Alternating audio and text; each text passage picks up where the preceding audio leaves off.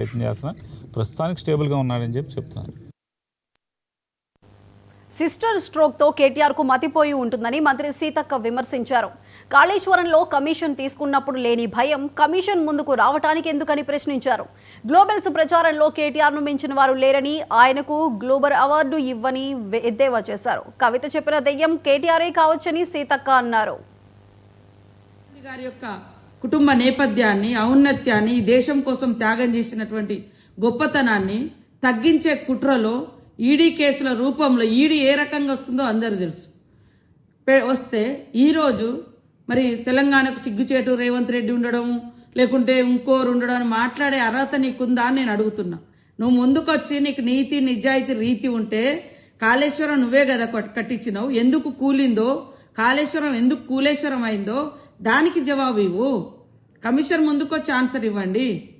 ఇవాళ రాజకీయ ఉద్దేశంతో పెట్టిరనేది హెరాల్డ్ అనేది, నేషనల్ హెరాల్డ్ ఏదైతే ఉందో అది ఒక కాంగ్రెస్ పార్టీయే కాదు, స్వతంత్ర ఉద్యమ ఆకాంక్షల గొంతుక. ఆనాడు స్వతంత్ర పోరాటంలో ప్రముఖ పాత్ర పోషించిన పత్రిక నేషనల్ హెరాల్డ్.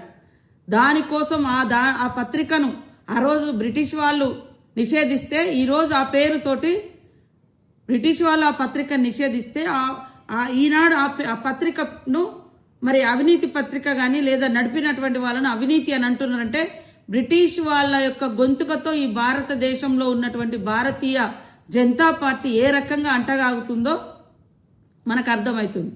అట్లనే భారత రాష్ట్ర సమితి కూడా అదే రకంగా అంటగాగి ఇవాళ ఒక త్యాగాల కుటుంబాన్ని, ఇవాళ మీలాగనో మోడీ గారు లాగానో రాజభోగాలు అనుభవించేటువంటి కుటుంబం కాదు, అది త్యాగాల కుటుంబం. ఇలా ఆయన ఛాయవాళ్ళు అన్నాడు, మీరేమో మరి ఇంకోటి అని చెప్పుకొని ఈరోజు రాష్ట్ర దేశ ప్రజల ఆస్తులన్నీ కూడా ఎలక్షన్ల బాండ్ల రూపంలో బీజేపీ కూడా కట్టుకుంటుంది. మీరు గులాబీ కూలీల రూపంలో ఈ దేశంలోనే అత్యధిక డబ్బు ఉన్నటువంటి పార్టీగా ఎలక్షన్ కమిషన్కి ఇచ్చిన రిపోర్ట్లోనే మీరు అఫీషియల్గానే చూపించారు. కూలేమో చేసిందేమో టీఆర్ఎస్ నాయకులు కూలీ చేసినామని చూపించారు. కానీ ఈ దేశంలో ధనిక పార్టీ ఏదంటే మళ్ళీ బీఆర్ఎస్. మళ్ళీ ఎన్నికల బాండ్లలో కూడా అత్యధికంగా ఎవరికి ఉన్నాయంటే భారతీయ జనతా పార్టీ. సిస్టర్ స్ట్రోక్తో కేటీఆర్ చిన్న మెదడు చితికిపోయింది, అందుకనే ఇష్టానుసారంగా మాట్లాడుతున్నాడు. కాళేశ్వరం విషయంలో కమిషన్లు తీసుకున్నప్పుడు గుర్తురానటువంటి మరి భయం, ఈరోజు కమిషన్ ముందుకు రావడానికి మాత్రం భయపడుతున్నారు. దాన్ని కప్పిపుచ్చుకోవడం కోసం ఈరోజు పిచ్చి పిచ్చిగా కాంగ్రెస్ పార్టీ బాంబులు పెట్టిందని మాట్లాడుతున్నాడు కాళేశ్వరానికి. నువ్వు అధికారంలో ఉండి ఎందుకు నిరూపించలేకపోయినావో ఒక్కసారి కేటీఆర్ గారు ఆత్మ పరిశీలన చేసుకొని ఈ అబద్ధాల పునాదుల మీద వాస్తవాలను కప్పిపుచ్చే ప్రయత్నం చేస్తూ ఉన్నావు. అబద్ధానికి అవార్డు రావాలంటే మరి ఇవాళ గోబెల్స్ మించిన గ్లోబల్ ప్రచారంలో గ్లోబల్ అవార్డు కేటీఆర్కి ఇవ్వాలి.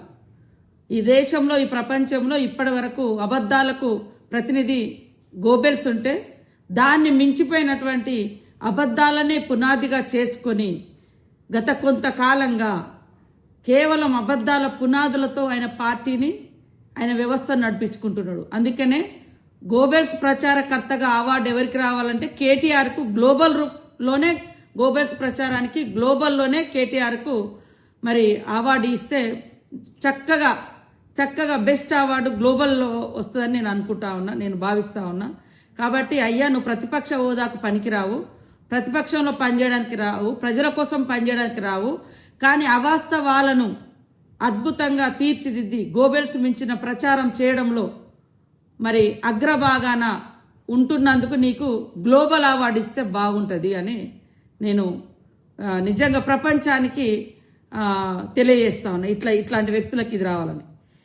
ఈడీ గురించి ఒకటి అంటాడు, కాళేశ్వరం గురించి ఒకటి అంటాడు.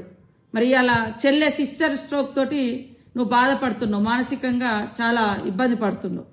ఇవాళ పాపం కవిత అన్నది మా నాయన దేవుడు కానీ చుట్టూన దయ్యాలన్నారు. ఆ దయ్యం నువ్వేనైంది. ఆ దయ్యంలో ఎన్ని అవతారాలు ఉంటాయో ఏమో అర్థం కాదు. దయ్యం అంటే రకరకాలుగా వేషాలు